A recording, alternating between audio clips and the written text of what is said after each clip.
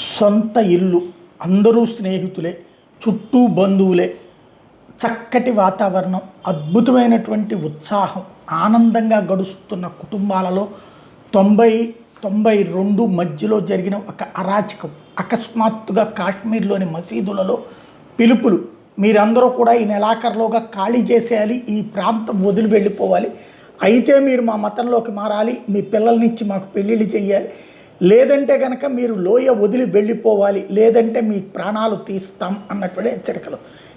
ఎవడో నోరు దోలగాడి మాట్లాడతాడు, ఏం కాదు అనేసి ఎవరికి వాళ్ళు కూర్చున్నారు. రోజు హెచ్చరికలు.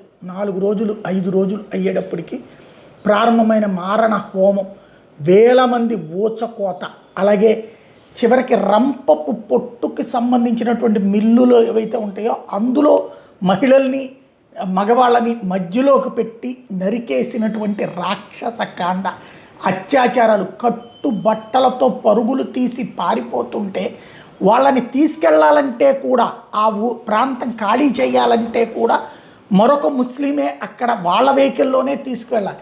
అలా తీసుకువెళ్ళేటప్పుడు వీళ్ళ ఆస్తి, వీళ్ళ ఇల్లు వాళ్ళదే అని చెప్పి రాయించుకుని డబ్బులు మొత్తం లాక్కుని కట్టుబట్టలతో ఇతర ప్రాంతాల్లో వదిలేసి వచ్చినటువంటి ఘాతుకమైనటువంటి చర్య ఇది. స్వతంత్రం వచ్చిన తొలినాళ్లలో కాదు, స్వతంత్రం వచ్చిన తర్వాత 40 ఏళ్ళకి జరిగినటువంటి, 50 ఏళ్ళకి జరిగినటువంటి ఒక అరాచకమైనటువంటి పరిస్థితి. ఆనాడు వెళ్ళిపోయినటువంటి వాళ్ళు ఇప్పటికీ దేశంలో, ప్రపంచంలో నలుమూలలా బ్రతుకుతున్నారు. అట్లాంటి వాళ్ళల్లో ఒక కుటుంబానికి సంబంధించి ఇప్పుడు తాజాగా వాళ్ళ ఇంటికి వచ్చినప్పుడు, ఏది ఇప్పుడు ఆర్టికల్ 370 తర్వాత జరిగినటువంటిది ఏదైతే, ఎవరికి వాళ్ళని మళ్ళీ పాత ఇళ్ళ దగ్గరికి రమ్మనమని ఇప్పుడు చూస్తున్న సందర్భంలో తన ఇంటికి వచ్చిన ఒక మహిళ పడ్డ ఆవేదనని చూసిన కంట తడి పెట్టనోళ్ళు లేరు అక్కడ. ఆనాటి జ్ఞాపకాలు.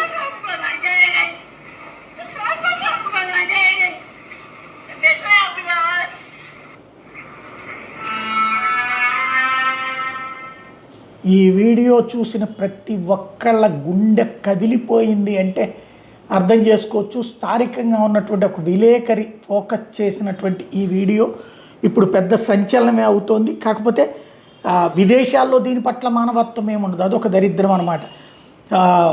వాళ్ళ వేదనకి సంబంధించినటువంటి అంశం 36 సుదీర్ఘ సంవత్సరాల తర్వాత కాశ్మీరీ పండిట్ మహిళ కుల్గాంలోని దానేవ్ బోగుండ్లో ఉన్నటువంటి తన పూర్వీకుల ఇంటికి తిరిగి వచ్చినటువంటి సందర్భంగా తన వదిలి వెళ్లాల్సి వచ్చినట్టు ఆ మాతృభూమిని ఆమె తాకడం, తన ఇంటి ప్రాంగణంలో నిశ్శబ్దంగా నిలబడి ఉన్న పాత వాల్నట్ అక్రూట్ చెట్టును ముద్దాడింది. దాని ముందు మోకరిల్లి ప్రార్థిస్తూ భావోద్వేగంతో కన్నీళ్లు పెట్టుకున్నటువంటి ఆ అంశం ఇప్పుడు ప్రతి ఒక్కళ్ళ హృదయాల్ని స్పందిస్తోంది.